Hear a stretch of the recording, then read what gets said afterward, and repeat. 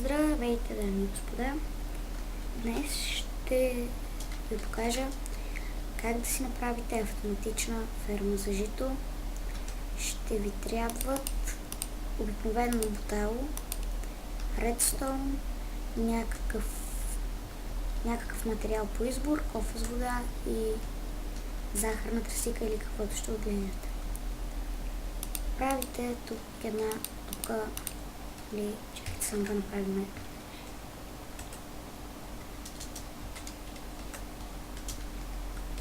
така да стане ден и така правите колко ще ви е голяма фермата и слагате вода вътре.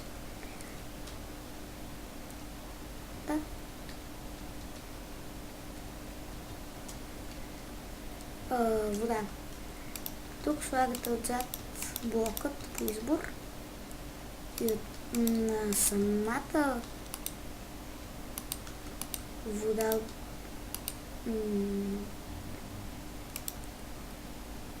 ето така се слага самото бутало и така редите всичките бутала. Така. След това отзад поставяте редстоун.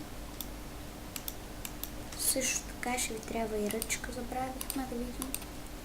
И редстоун репитър. Така. Нищо не работи, както си знаех. Така. Сега да видим нещо ще стане ли или не.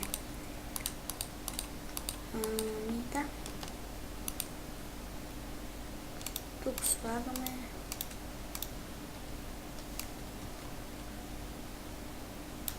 така да видим. Не става отново.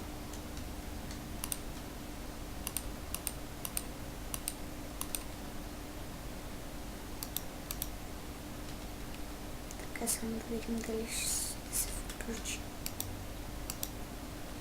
Да, включи се. Добре.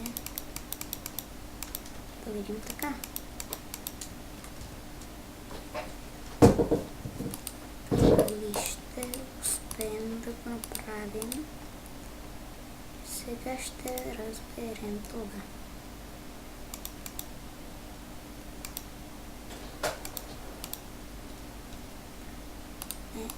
Не. Не трябва да става така на квадратчета. В никакъв случай. Така.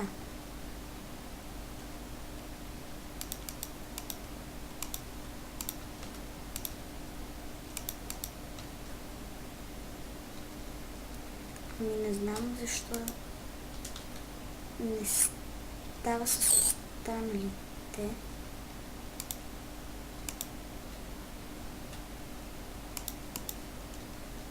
Не мога да ви кажа.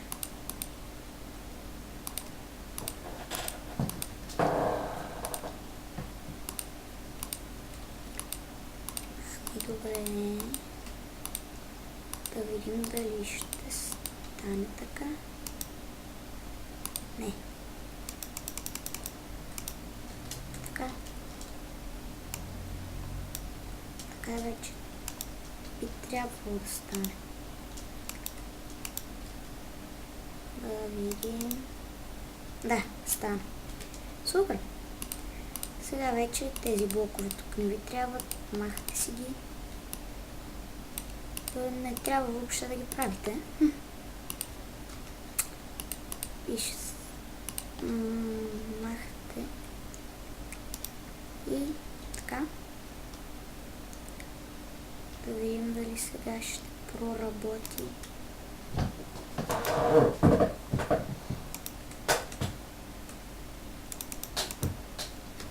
Така. Да видим с едно бутонче. Да, добре. Така трябва да ви бъде. Тук вече си го закривате правите си го, сега нямам време. Просто си закривате самото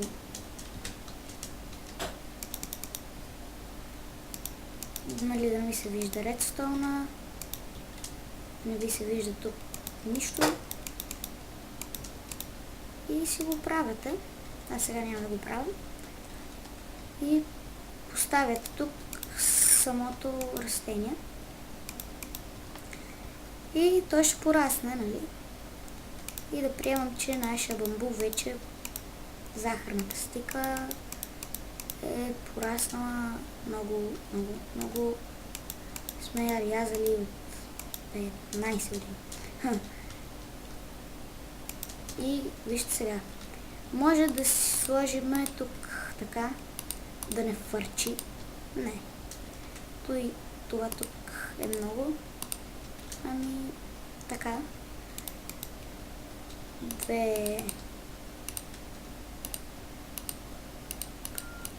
Така. И тук слагаме така сетнена, за да не фръкне самата тръстика. То разбира се няма да ви порасне толкова много. Не знам защо направих така. Но нищо. Нали, както и да е. Пускате тук водата. Тя ви стига до тук. Нали? Режете самата тръстика. Да, и нещо съм прекъснал самата връзка сега. Да, ето. Ето, режете самата тръстика. Обирате си тази, която не е паднала в езерцето. И да.